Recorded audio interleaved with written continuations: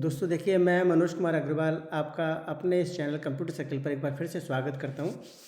तो जैसे हम लोग इस सीरीज़ में कुछ फंक्शंस डिस्कस कर रहे हैं, तो हम लोगों ने पिछले वीडियोज़ में कुछ फाइनेंशियल फंक्शंस डिस्कस किए थे। उसके बाद नेक्स्ट जो कैटेगरीज़ की है वो लॉजिकल फंक्शन की कैटेगरी है। तो लॉजिकल फंक्शन में भी हमारे पास बहुत सारे फंक्शंस यहाँ अवेलेबल होते हैं, लेकिन इसमें तो कुछ फंक्शंस ऐसे हैं जो हमारे लिए बहुत ज़्यादा यूज़ होते हैं और वो काफ़ी इंपॉर्टेंट भी हैं, काफ़ी यूज़फुल भी हैं। उन्हीं में से एक फंक्शन हमारा यूज़ होता है यहाँ पर इफ़ फंक्शन।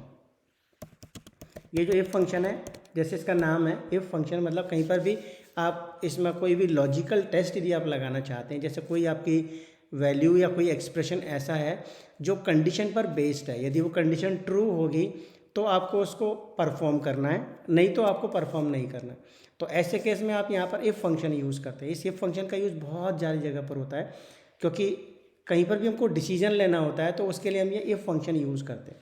तो देखिए, यहाँ इफ़ फंक्शन को थोड़ा सा बेसिक लेवल से समझने की कोशिश करते हैं। तो इफ़ फंक्शन को समझने के लिए मैंने यहाँ पर मान लीजिए एक एक्टिविटी में ले रहा हूँ कि इसमें हमारे पास एक नंबर 1 दे रखा है और एक यहाँ पर नंबर 2 दे रखा है।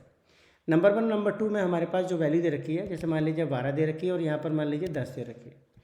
और यहाँ पर हम इसमें एक जो इस फंक्शन का यूज़ करना चाह रहे हैं उसमें ये हम इसमें से ग्रेटर नंबर पता करना चाह रहे हैं। कम कोई भी यहाँ पर नंबर जो इनपुट करेंगे और वो नंबर इनपुट करने के बाद हमको इसमें से ग्रेटर नंबर ये बता देगा कौन सा नंबर बड़ा है। ठीक है, तो यहाँ जब आपको डिसीजन लेना हो कि जैसे ये नंबर इससे बड़ा यदि होगा तभी ये ग्रेटर कहलाएगा, या फिर ये नंबर इससे बड़ा होगा तो ये ग्रेटर कहलाएगा, तो ऐसे केस में हम यहाँ पर इफ़ फंक्शन यूज़ करके क्राइटेरिया लगा सकते हैं। तो यहाँ जैसे आप कोई फंक्शन यूज़ करते हैं तो आपको पता है आप यहाँ इक्वल से स्टार्ट करते हैं और सबसे पहले आप इफ़ फंक्शन जब यूज़ करेंगे तो इफ़ का जो सिंटेक्स है उसमें सबसे पहले लॉजिकल टेस्ट पूछता है। तो लॉजिकल टेस्ट में हम लोगों ने कुछ यहाँ लॉजिकल जो ऑपरेटर्स पढ़े थे पहले, जैसे हम greater than, less than, equal to, not equal to, less और equal to, greater equal to, ये सारे आप लॉजिकल टेस्ट यहाँ पर यूज़ कर सकते हैं अलॉन्ग विद ऑपरेंड्स। तो जैसे मैं यहाँ पर ये लगाना चाह रहा हूँ कि ये वाला जो वैल्यू है, यानी कि जो पहला वाला A2 सेल है इज़ मोर देन B2। तो जब A2 मोर देन B2 हुआ तो देखिएगा ये हमारा लॉजिकल टेस्ट कहलाएगा कि आप A2 को B2 से चेक करना चाह रहे हैं और वो सेटिस्फाई करना चाहते हैं कि ये आपका A2 सेल B2 से बड़ा है। तो इसके यहाँ पर जब जैसे देखिएगा यहाँ पर दो इसमें एक्सप्रेशंस के लिए फीचर है। आप कॉमा लगा के जब देते हैं तो यहाँ पर वैल्यू इफ़ ट्रू वाला पार्ट रखते हैं। यदि मान लीजिए कंडीशन ट्रू होगी तो आपको ये यहाँ पर दिखाएगा कि आप इसमें से इसको कंडीशन ट्रू के केस में क्या रखना चाहते हैं। तो जब कंडीशन ट्रू होगी तो यहाँ पर वैल्यू ऑफ ट्रू में हम कई सारी चीज़ें इसको यूज़ करते हैं। इसमें हम लोग इसको एक्सप्रेशन पार्ट बोलते हैं। तो एक्सप्रेशन अपने पाप में एक बहुत वास्ट वैरायटी है। एक्सप्रेशन में हम यहाँ पर कोई सेल की वैल्यू भी दे सकते हैं, कोई सेल का रेफरेंस भी दे सकते हैं, कोई यहाँ पर हम लोग इसमें कोई फार्मूला भी लगा सकते हैं, कोई फंक्शन भी लगा सकते हैं, और इवन यहाँ पर हम इसमें चाहे तो एक इफ़ कमांड भी इसमें बिल्टअप कर सकते हैं। तो देखिए यहाँ हम छोटे छोटे एग्जांपल्स के तो इसको समझेंगे एक बार। तो जैसे इस केस में हमारे पास क्या है कि यदि A2 से B2 यदि बड़ा है तो हम यहाँ पर सेल का रेफरेंस देना चाहेंगे, क्योंकि हमको A2 सेल में जो वैल्यू है वो यहाँ पर दिखा दे। मैं डायरेक्टली 12 नहीं बोलूँगा, क्योंकि जब मैं इसको 12 की जगह कुछ और चेंज कर दूंगा तो ये बदल जाएगा। तो इसलिए मैं यहाँ पर सेल का रेफरेंस यूज़ कर रहा हूँ। तो ये हमारा एक्सप्रेशन की जगह पर यहाँ वैल्यू ऑफ ट्रू में हम एक्सप्रेशन में A2 दे रहे हैं। तो यदि ये A2 ट्रू हो रहा है तो आपको यहाँ पर ट्रू वैल्यू A2 की जो होगी वो सेल की वो दिखा देगा। और यदि कंडीशन ट्रू नहीं होती है तो जैसे हम भी एक बार ये मान सकते हैं कि मान लीजिए ये इससे बड़ा नहीं है, तो इसका मतलब ये सेकंड नंबर इससे बड़ा है। तो यहाँ पर जब कंडीशन ट्रू नहीं होती है तो आप यहाँ वैल्यू फॉल्स कह सकते हैं। मैंने यहाँ पर कह दिया इस सेल का एड्रेस यानी B2, इसका मतलब B2 बड़ा है।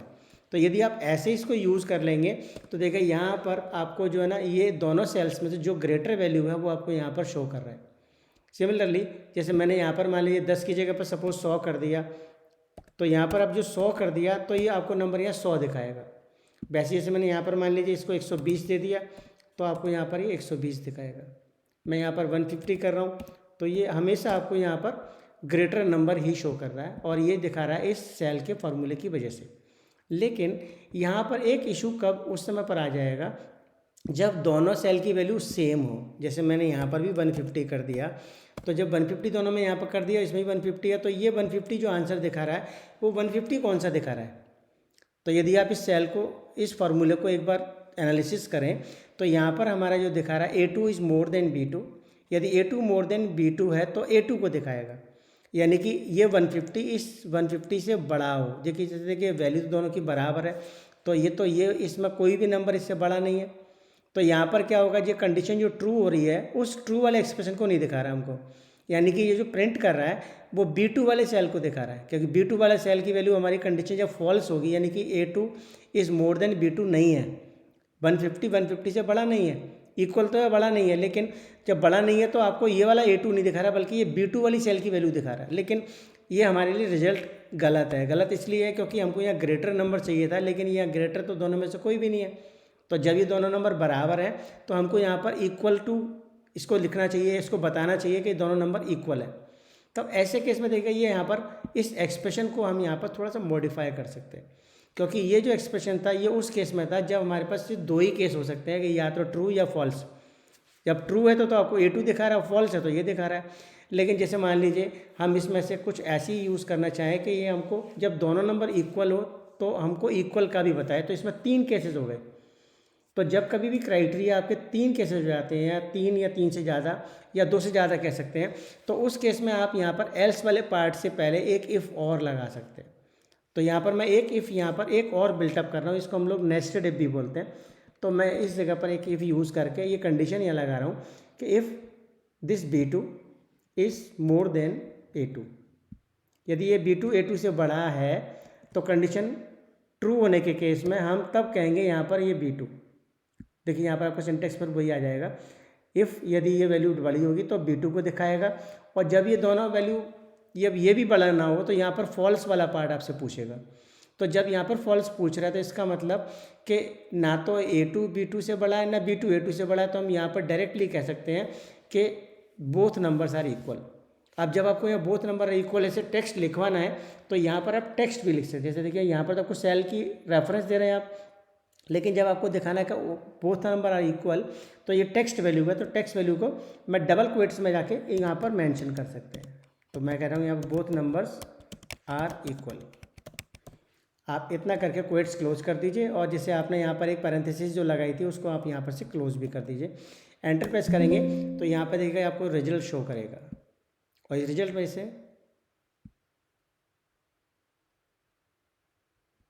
If B2 is more than A2, तो हम कह रहे हैं यहाँ पर ये मैंने जो ब्रैकेट यहाँ लगा दिया इसका ब्रैकेट यहाँ क्लोज नहीं होगा। देखिएगा इस ब्रैकेट को यहाँ से हटाना पड़ेगा और ये ब्रैकेट आपका यहाँ आ जाएगा। ऐसे करेंगे तो देखिए ये इस जगह पर आपको यहाँ पर बोथ नंबर्स आर इक्वल दिखा रहा है। और हमने यहाँ पर जो फॉर्मूला यूज़ कर लिया उसमें ये कि यदि पहला नंबर बड़ा है दूसरे से तो पहले नंबर को ये यहाँ पर सेल का रेफरेंस दिखाएगा, नहीं तो दूसरी वाले केस में हमने दूसरी कंडीशन यहाँ चेक की है कि यदि दूसरा नंबर बड़ा है पहले से तो ये दूसरे नंबर को शो करेगा। और उसके बाद जब ये भी नहीं होगा तो तीसरा जो ऑप्शन आपका है क्या दोनों नंबर आपके इक्वल हैं, हमने यहाँ पर इसका एल्स का पार्ट यूज़ कर लिया।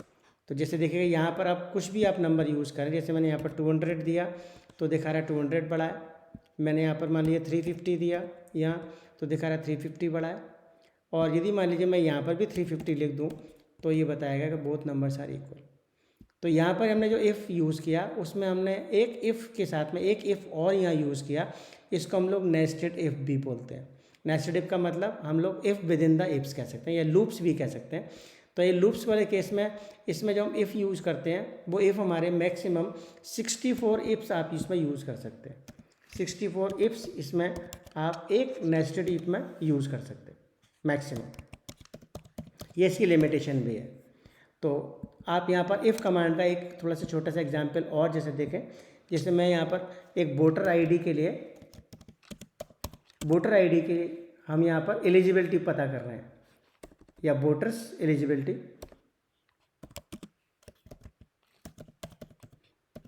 वोटर्स एलिजिबिलिटी में हम ये पता करना चाह रहे हैं कि हमको कुछ एज दे रखी है, कुछ पर्सन्स की एज, और वो एज हमको कुछ ऐसे दे रखी है। मान लीजिए किसी की 12 दे रखी है, किसी की 22 है, किसी की 18 है, किसी की 45 है, किसी की मान लीजिए 72 है, और कोई मान लीजिए आपका यहाँ पर ये 33 का। हम यहाँ पर ये पता करना चाह रहे हैं कि वो पर्सन एलिजिबल है या नहीं। तो एलिजिबल यदि है या नहीं है तो उसके लिए भी हम यहाँ पर इफ़ कमांड यूज़ कर सकते हैं। मैं यहाँ पर इफ़ सिंटेक्स यूज़ कर रहा हूँ, देखिएगा इफ़ आप यहाँ पर लॉजिकल टेस्ट लगाएंगे तो लॉजिकल टेस्ट हमारा ये होगा कि जो आपकी एज है वो मोर और इक्वल टू 18 होनी चाहिए। जैसे हमारा जो कॉन्स्टिट्यूशन है उसके अकॉर्डिंगली वोट वही दे सकता है जिसकी कि एज मोर देन और इक्वल टू 18 हो। तो मैं यहाँ पर एज को सेलेक्ट करके यहाँ पर से ग्रेटर और इक्वल टू को यूज़ कर रहा हूँ, ग्रेटर देन और इक्वल टू। देखिए यहाँ पर जो आप लॉजिकल टेस्ट लगा रहे हैं उसमें ग्रेटर और इक्वल टू दोनों आप यहाँ यूज़ कर रहे हैं, क्योंकि इसमें 18 इक्वल भी हो सकता है और 18 से ज़्यादा भी हो सकता है। तो यदि वो मान लीजिए A10 यानी कि जो सेल की वैल्यू है मोर और इक्वल टू 18 है 18, तो वो उसको कह सकते हैं कि वैल्यू इफ़ ट्रू। तो जैसे देखिए यहाँ पर हमको इसकी एज नहीं दिखानी, हमको ये दिखाना है कि यू कैन वोट, या आप वोट दे सकते हैं। तो जैसे यहाँ पर हमको जो यू कैन वोट जो टेक्स्ट लिखना है तो उसके लिए भी आप यहाँ पर एक्सप्रेशन में टेक्स्ट वैल्यू लिख सकते हैं। और जब भी कोई टेक्स्ट वैल्यू आप लिखते हैं तो उसके लिए आप उसको डबल क्वेट्स में लिखेंगे। तो यहाँ पर कह सकते हैं कि आप यू कैन वोट। और इसके अलावा जब ये कंडीशन ट्रू नहीं होगी, यानी कि इसकी वैल्यू 18 से ज़्यादा नहीं है ना इसके 18 के बराबर, यानी 18 से कम है, तो हम इसके पास सीधा सीधा एक ऑप्शन हमारे पास ये बनता है कि वो वोट नहीं दे सकता। जैसे हमारे यहाँ कॉन्स्टिट्यूशन में होता है ना कि या तो वोट दे सकते हैं या नहीं दे सकते, लेकिन ऐसा तो नहीं होता कि आधा दे सकते हैं आधा नहीं दे सकते। तो इसमें तीसरा केस नहीं है तो हम सीधा सीधा यहाँ पर एल्स यूज़ करेंगे। उसकी तरह से नहीं कि हमारे पास तीसरा केस था कि दोनों नंबर हमारे इक्वल भी हो सकते थे। यहाँ पर ऐसा कुछ नहीं है, या तो वोट दे सकता है तो इसका मतलब उसकी एज 18 से ज़्यादा या बराबर होनी ही चाहिए, और यदि वो 18 से कम है तो इसका मतलब हम सीधा सीधा कह सकते हैं कि यू कैन नॉट वोट। तो देखिएगा ये आप ब्रैकेट को क्लोज करें, जैसे एंटर प्रेस करेंगे तो इस पर्टिकुलर सेल का ये वैल्यू चेक करेगा, और ये बिलो 18 है तो आपको दिखा रहा है कि ये वोट नहीं दे सकता। और आप इसको डबल क्लिक कर दें यहाँ पर तो देखिए ये बाकी सबका भी आपको यहाँ दिखा देगा कि जो वोट दे सकता है या नहीं दे सकता। 18 वाला भी दे सकता है, 12 वाला भी दे, 22 भी दे सकता है। लेकिन जैसे मान लीजिए मैं यहाँ पर इसमें कोई चेंज कर दूँ, जैसे मैं यहाँ पर 13 कर दूँ तो ऑटोमेटिकली ये हो जाएगा यू कैन नॉट वोट। और ये जो हो रहा है वो इस इफ़ कमांड की वजह से हो रहा है कि आप इफ़ फंक्शन के थ्रू इसमें आप कंडीशन चेक कर रहे हैं कि जिसकी भी एज मोर और इक्वल टू 18 है तो आपको ये वोट दिखा रहा है कि वोटिंग के एलिजिबल है वो, अदरवाइज वोटिंग के एलिजिबल नहीं है। तो ऐसे करके आप यहाँ से इफ़ फंक्शन यूज़ करके इसमें क्राइटेरियाज लगा के चेक कर सकते हैं कि कोई भी क्राइटेरिया या कंडीशन आपको यूज़ करनी हो तो आप इफ़ वाले पार्ट में सिंटेक्स में आप इसके साथ में जो कंडीशन ट्रू होती है तो आप एक्सप्रेशन यहाँ यूज़ कर सकते हैं, और कंडीशन फॉल्स यदि होती है तो यहाँ पर आप एक्सप्रेशन यूज़ कर सकते हैं। लेकिन साइड बाई साइड जब कभी भी आपके जो चॉइसेस हैं वो एक से ज़्यादा होती हैं तो उस केस में आप यहाँ पर एक इफ़ बिल्टअप और कर सकते हैं। जैसे मैंने यहाँ पर इस पिछले एग्जांपल में यूज़ किया कि यदि कंडीशन ट्रू होती है तो ये, और जब ट्रू नहीं होती है तो हमने एक और इफ़ यहाँ पर यूज़ कर लिया। ऐसे करके आप एक्सपैंड करके इसको नेस्टेड इफ़ भी यूज़ कर सकते हैं। तो हम लोग यहाँ पर इफ़ फंक्शन को ऐसे अपनी कंडीशन ट्राई करने के लिए, कंडीशन चेक करने के लिए इसको यूज़ कर सकते हैं। तो ये देखिएगा ये हमारा इफ़ फंक्शन का पार्ट था। इसमें हम लोग कुछ और एग्जांपल्स भी पढ़ेंगे इफ़ के लिए, और इसमें और भी कुछ लॉजिकल फंक्शंस डिस्कस करेंगे। लेकिन देखिए आपने इस चैनल को यदि सब्सक्राइब नहीं किया तो प्लीज़ इसको सब्सक्राइब भी कर लीजिएगा, और इसको लाइक शेयर भी कीजिएगा और कमेंट भी कीजिएगा, और अपने दोस्तों के साथ में भी इसको शेयर कीजिए जिससे कि इसको मैक्सिमम लोग इसको यूटिलाइज़ कर पाए। तो आज यहीं इस वीडियो को ओवर करेंगे। अगली वाली वीडियो में एक बार फिर मिलते हैं कुछ और फंक्शंस के साथ में। Thank you.